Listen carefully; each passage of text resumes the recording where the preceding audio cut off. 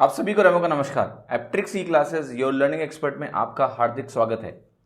आज हम मेंसुरेशन का लेसन नंबर 23 डिस्कस करेंगे और इसमें हम ट्रेपेजाइड समलंब चतुर्भुज के एरिया डिवीजन के बारे में एक बहुत ही इंपॉर्टेंट रिलेशनशिप देखेंगे जिसको आप एग्जाम में डायरेक्टली यूज कर सकते हैं। तो ये बहुत ही इंपॉर्टेंट है, कंप्लीट वीडियो देखिएगा, इस पर डायरेक्ट सवाल बन सकते हैं। अगर आप हमारा टेलीग्राम ग्रुप ज्वाइन करना चाहते हैं तो एप्ट्रिक्स ई क्लासेस यूजर नेम से आप टेलीग्राम पे सर्च कर सकते हैं और हमारा टेलीग्राम चैनल है हेलो एप्ट्रिक्स के नाम से। इन दोनों को ज्वाइन करके रखें ताकि आपको हर एक इम्पॉर्टेंट जानकारी जो है टेलीग्राम के माध्यम से मिलती रहे। जिन लोगों ने चैनल को सब्सक्राइब नहीं किया है वो चैनल को सब्सक्राइब करें, बेल आइकन प्रेस करें ताकि हर एक वीडियो अपलोड की नोटिफिकेशन आपको तुरंत मिले बिना किसी देरी के साथ ही साथ अगर आपने हमारे पहले के वीडियोस नहीं देखे हैं तो वो बिल्कुल मिस ना करें।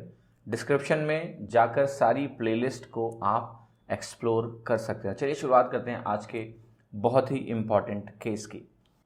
तो चलिए देखते हैं कि आखिर आज हम कौन से सिचुएशन लर्न करने वाले हैं। तो देखिए आपके सामने एक ट्रेपेजाइड है, एक समलंब चतुर्भुज है। ए बी सी डी मैं इनके वर्टेक्सेस को नाम दे रहा हूँ और ये जहाँ मीट कर रहा है इसको मैं बोलता हूँ पॉइंट ई।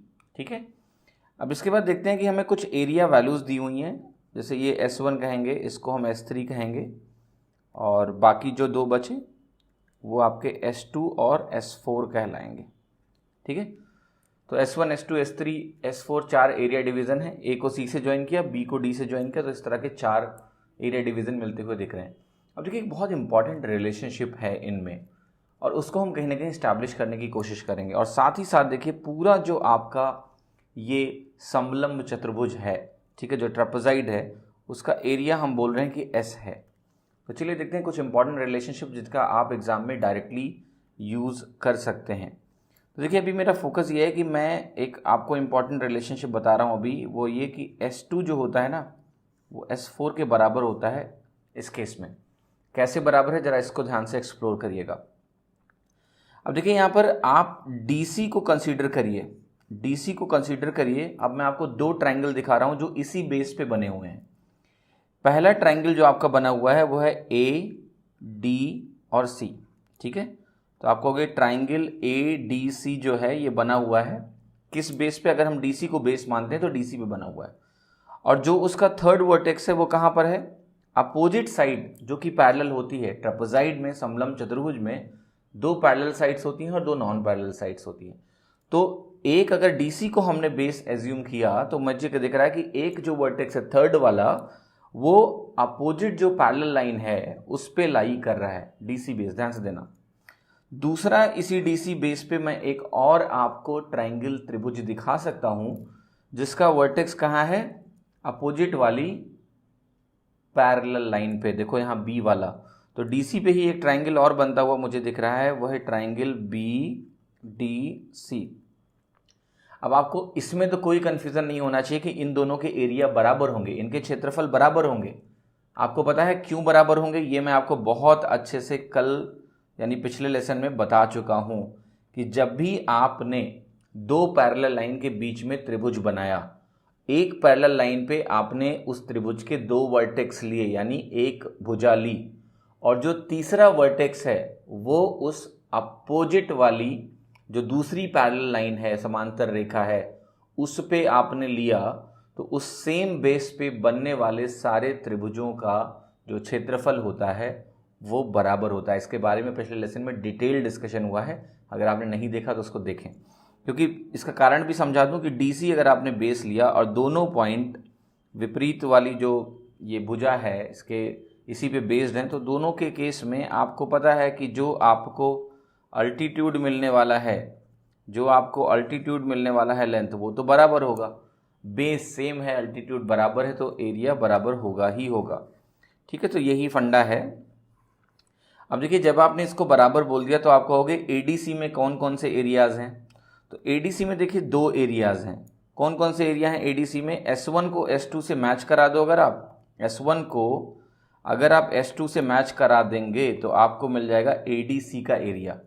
फिर मैं कहूँगा जो BDC का एरिया है वो कैसे होगा? तो आप कहोगे BDC का एरिया जो है आपका, अगर आप लिखने जाओगे तो वो होगा S4 और साथ में S1 को ऐड कर दो। तो देखो आप ध्यान से कि S1 प्लस S4 आपका BDC का एरिया है और जो ADC का एरिया है वो S1 प्लस S2 है।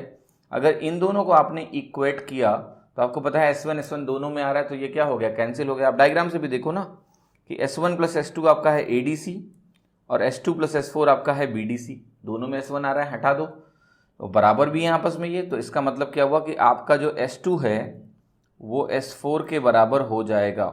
ये बहुत ही इम्पॉर्टेंट रिजल्ट है जो हमने अभी इस्टेब्लिश किया, ठीक है, कि S2 S4 के बराबर है। अगली बार क्या करना, आप इसको डायरेक्टली यूज़ कर सकते हो। आपको एक ट्रेपेजॉइड दिया गया है, समलंब चतुर्भुज दिया गया है, और इस तरह से A को C से मिलाया गया, B को D से मिलाया गया, तो जो नॉन पैरेलल साइड्स पे ट्राइंगल्स बन रहे हैं उनके एरियाज आपस में बराबर हैं, ठीक है। एक रिजल्ट, ये बहुत ही महत्वपूर्ण रिजल्ट हमें मिला। अब देखिए कोशिश करते हैं कुछ और इस्टेब्लिशमेंट हो कि अगर हमें ये पूरा चतुर्भुज जो हमारे पास है S, आपको पता है S2 S4 तो बराबर हो गए, लेकिन अभी भी 3 एरियाज हैं हमारे पास, S1 S2 S3, S4 तो S2 के ही बराबर है। तो क्या S1 S2 S3 के टर्म्स में कुछ रिलेशनशिप निकाली जा सकती है, या कुछ एरियाज को किसी और फॉर्म में लिख सकते हैं जो यूजफुल हो पूरे समलंब चतुर्भुज के एरिया को, उस दिशा में कहीं ना कहीं आगे बढ़ने की कोशिश करते हैं, ठीक है। और कोशिश करते हैं कि क्या S2 और S4 की वैल्यू हम S1 और S3 के टर्म में निकाल सकते हैं क्या, तो इस पे काम करते हैं। तो एक रिजल्ट जो आपके सामने भी है वो ये है कि S2 S4 के बराबर है। मैंने इसको सिद्ध करके बताया, इसका स्क्रीनशॉट लेके रख लो ताकि इसको रिवाइज कर पाओ। तो मैं अभी इसको हटा दे रहा हूँ। अब हम दूसरे रिजल्ट की तरफ आगे बढ़ रहे हैं और दूसरा रिजल्ट देखते हैं कि क्या बहुत महत्वपूर्ण हो सकता है जो आप एग्जाम में सीधे इस्तेमाल कर सकते हैं। अब देखिए, मैं अगर आपको एक ध्यान से दिखाऊं कि एक रेखा दिख रही होगी आपको, वो रेखा क्या है, AC। तो जो AC लाइन है आपकी, इस AC लाइन पे आप इस वर्टेक्स से फोकस करिए, जो वर्टेक्स यहाँ पर D है, ठीक है। तो आप देख रहे होंगे 2 त्रिभुज आपको बनते हुए दिखाई दे रहे हैं, ठीक है। एक S1 का एरिया है, एक का S2 का एरिया है। अब मैं जरा क्या करता हूं ना कि मैं इस S2 और S1 का रेशियो ना लिखना चाहता हूं कि क्या होगा। तो S2 और S1 का रेशियो अगर आप देखोगे, चूंकि देखिए वर्टेक्स पॉइंट क्या है, कॉमन है, दोनों के वर्टेक्स कॉमन हो गए, वर्टेक्स पॉइंट कॉमन है, और एक ही लाइन पे अगर हम इसको वर्टेक्स मानते हैं और यहां इसको बेस की तरह देखते हैं, तो एक ही लाइन पे दोनों के बेसेस हैं।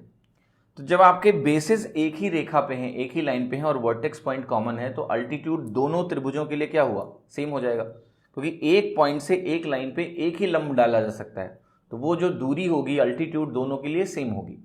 तो जब अल्टीट्यूड सेम है दोनों के लिए, तो अगर मैं क्षेत्रफल का रेशियो, अनुपात निकालना चाहता हूं, एरिया रेशियो निकालना चाहता हूं, तो एरिया रेशियो क्या होगा, आपको पता है एरिया जो होता है वो होता है हाफ इंटू जो भी आपने भुजा लिया, जिसको मैं बेस बोलता हूं, इंटू हाइट, अल्टीट्यूड हो जाता है। अल्टीट्यूड अगर सेम है तो एरिया का रेशियो, जो क्षेत्रफल का रेशियो होगा वो क्या होगा, बेस रेशियो हो जाएगा। अब यही कर रहा हूं मैं, S2 और S1 का जो रेशियो है वो AE जो इस त्रिभुज के लिए बेस है, और EC, AE और EC का रेशियो जो है S2 और S1 का रेशियो हो गया। तो S2 और S1 का रेशियो हमने आसानी से यहां पर बिना किसी समस्या के कहीं ना कहीं लिख दी, ठीक है।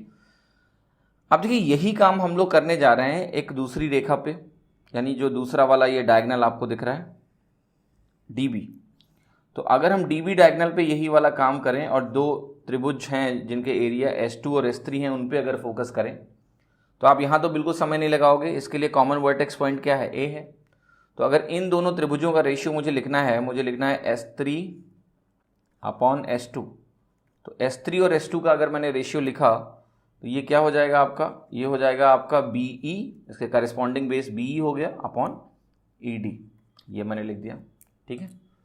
अब देखिए AE EC और BE ED जो भी आपने लिखा है, जरा इनको थोड़ा रिलेट करने की कोशिश करते हैं। तो इनको रिलेट करने की कोशिश करते हैं, आपको बहुत मज़ा आने वाला है अभी, और एक बहुत शानदार जो है रिलेशनशिप आपके सामने आने वाली है, ठीक है। तो इसको ध्यान से ज़रा देखें। अब ये हो गया आपका S3, वापस मैं इस वैल्यू को लिख देता हूँ S2 जो मैंने यहाँ से हटा दिया था। अब देखिए जिस त्रिभुज का एरिया S1 है और जिस त्रिभुज का एरिया S3 है, ट्रेपेजॉइड में, समलंब चतुर्भुज में, ये दोनों होते हैं समरूप, सिमिलर होते हैं हमेशा। आप कहोगे ये कैसे होता है, ये तो बहुत आसान है। देखो दोनों लाइन क्या है, पैरेलल हैं। ये एंगल अगर आपने थीटा लिया तो ये एंगल भी थीटा होगा, मैं आपको दिखा रहा हूँ, ये एंगल भी थीटा होगा। ये एंगल ऑलरेडी बराबर है, तो अगर किसी दो त्रिभुजों में दो एंगल आपने बराबर कर दिए तो वो समरूप ही होगा, तीसरा अपने आप बराबर हो जाएगा। और ये तो आपको पता ही होगा, इस तरह के कितने सवाल एग्जाम में आ चुके हैं जिसमें इस समरूपता का इस्तेमाल किया गया है। तो S1 और S3 एरिया वाले जो दोनों त्रिभुज हैं ये समरूप हैं, ये कुछ छुपा हुआ रहस्य नहीं है, ये पहले से मालूम है। तो अगर ये समरूप हैं तो इनकी करेस्पॉन्डिंग साइड्स का रेशियो बराबर होगा। अब करेस्पॉन्डिंग साइड्स कैसे निकालोगे, हाँ ये ध्यान से समझ लेना। इसको हमने अल्फा माना तो ये एंगल अल्फा होगा, ये वैल्यू हमने थीटा मानी तो ये थीटा होगा। करेस्पॉन्डिंग साइड अगर आपको लिखने में कभी भी तकलीफ हो तो आप एंगल पे फोकस करो। देखो थीटा के सामने वाली साइड कौन सी है, BE, तो मैं लिख रहा हूं कि BE अपॉन ED। इस त्रिभुज में, छोटे वाले त्रिभुज में थीटा के सामने कौन सा है भुजा, ED, तो मैंने यहां लिख दिया ED। ठीक है, बराबर यहां पर देखना, यहां पर मैं थीटा के सामने, ये अल्फा के सामने वाला साइड लिख रहा हूं वो है AE, तो ये बराबर हो गया AE अपॉन EC। ठीक है, क्योंकि यहां अल्फा के सामने EC है। देखो यहां क्या लिखा है, यहां पर ये वाली वैल्यू लिखी है AE अपॉन EC, यहां BE अपॉन ED लिखा हुआ है। तो अगर ये दोनों आपस में बराबर हैं तो फिर आप कहोगे अब तो कोई शक ही नहीं कि ये दोनों आपस में बराबर हो गए। S2 का S1 से रेशियो और S3 का जो S2 से रेशियो है ये दोनों आपस में बराबर है। ये दोनों आपस में बराबर हुआ कि नहीं, हाँ बिल्कुल बराबर है, क्योंकि BE upon ED AE upon EC के बराबर आ गया। यहां से आप करो जरा सॉल्व, तो आपको S2 मिल गया कितना, √S1 S3। अब देखिए कितना इंपॉर्टेंट रिजल्ट आया कि S2 S4 के बराबर था। अब हमने S2 को S1 और S3 के टर्म्स में लिख दिया कि जो S2 है वो S1 और S3 वाले जो एरियाज हैं उनका ज्योमेट्रिक मीन है। यानी ये दोनों अगर क्षेत्रफल आपको पता है, ये दोनों क्षेत्रफल अगर आपको पता है तो आप इन दोनों को तुरंत लिख सकते हैं कि S2 और S4 क्या है, ज्योमेट्रिक मीन है S1 और S3 के। कितना यूजफुल रिजल्ट है, एग्जाम में डायरेक्टली इस्तेमाल करना है। इसका स्क्रीनशॉट ले लो क्योंकि मैं इसको भी हटा के अगली चीज़ लिखने वाला हूँ।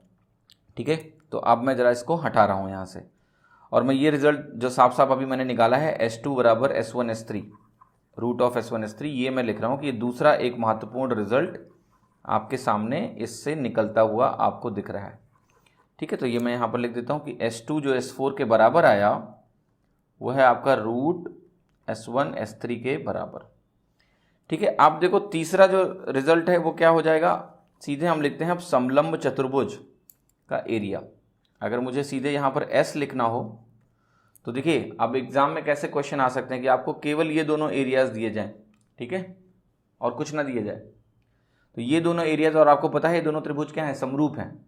तो इस क्वेश्चन को कैसे एक्सटेंड कर सकते हो, समरूपता का इस्तेमाल करके आपको ये दोनों वैल्यूज ही दी जाएं बस, और आपको पूरे समचतुर्भुज के बारे में कुछ ना कुछ इन्फॉर्मेशन पूछी जा सकती है। ठीक है, तो रेडी रहें, बहुत अच्छे सवाल बन सकते हैं। देखिए अब क्या होगा, S की वैल्यू, पूरा जो एरिया है वो क्या होगा आपको पता है, वो हो जाएगा S1 plus S3 plus S2 और S4 बराबर है, तो वो 2S2 के बराबर लिख सकता हूं मैं, तो वो हो गया 2√S1 S3। ठीक है, अब जरा देखना, आप कहोगे कि ये जो वैल्यू है, ये जो वैल्यू आपके सामने लिखी हुई है, इसको आप एक तरीके से और भी लिख सकते हैं, एग्जाम में ऐसा एक्सप्रेशन भी लिख सकते हैं, वो देखिएगा ध्यान से, √S1 प्लस √S3। ठीक है, तो दोनों फॉर्म में कहीं भी तकलीफ नहीं होनी चाहिए, क्योंकि ये कुछ नहीं है। अगर आप इसको ऐसे लिखो √S1 प्लस √S3, तो ये √S1 का होल स्क्वायर बनेगा, √S3 का whole square plus 2√S1 S3। तो यहाँ पर फिर क्या करेंगे, हम इसको ऐसे लिख सकते हैं कि √S जो है स्क्वायर रूट लेंगे दोनों साइड, क्योंकि ये √S1 प्लस √S3 का होल स्क्वायर बनेगा, तो √S आपका √S1 प्लस √S3 के बराबर आएगा। ठीक है, अब देखिए ये तीन जो है ना, ये बहुत ही इंपॉर्टेंट रिलेशनशिप्स हैं। ठीक है, इनको आप ध्यान रखें, साथ में पहले तो समझें, क्योंकि अगर आप इसको समझ जाओगे ना तो कुछ ऐसा नहीं है कि आप एग्जाम में मिस कर दोगे। S2 क्या हो गया, ज्योमेट्रिक मीन हो गया इन दोनों को। ठीक है, और बीच में जो प्रोसेस मैंने एक्सप्लेन किया है, इस सिमिलैरिटी को कैसे इस्तेमाल किया उसको भी समझ लें। ठीक है, क्योंकि एग्जाम में कई बार सवाल आते हैं, सिमिलैरिटी बेस्ड क्वेश्चन तो हमेशा आते ही आते हैं, तो उनका इस्तेमाल आपको करना पड़ सकता है। अब इस रिजल्ट पे बेस्ड हम लोग और भी सवाल करेंगे, पर अभी ये समझ लीजिए कि ये बहुत इंपॉर्टेंट रिजल्ट है, इसको अच्छे से समझ के अंडरस्टैंड कर लो आप, और इनका आप डायरेक्ट इस्तेमाल भी एग्जाम में कर सकते हैं, और साथ में ये पता भी होना चाहिए कि कैसे आया है। तो उम्मीद करता हूँ आपको मज़ा आया होगा। आगे भी बहुत सारे अच्छे अच्छे सवाल होते रहेंगे ताकि आपकी लर्निंग इन्हांस होती रहे। वीडियो अगर पसंद आता है तो ज़्यादा से ज़्यादा लोगों को शेयर करें। साथ ही हमारा टेलीग्राम ग्रुप एप्ट्रिक्स की क्लासेस ज्वाइन कर सकते हैं, और हेलो एप्ट्रिक्स हमारा टेलीग्राम चैनल है जिस पे हम सारी इंपॉर्टेंट इन्फॉर्मेशन अपडेट करते रहते हैं। धन्यवाद। Have a great time. Thank you so much.